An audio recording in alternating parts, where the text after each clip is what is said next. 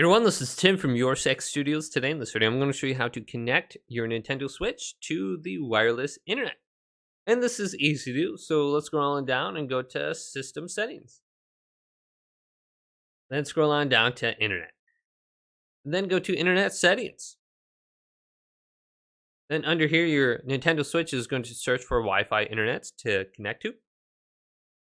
And then scroll on down to where it says Network Found.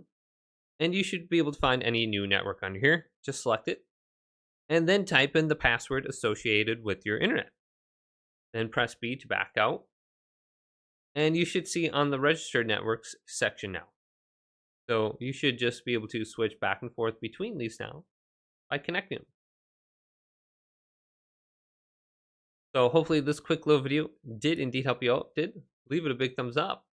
And subscribe to my channel down below. More tech up videos coming up next on YourSix Studios.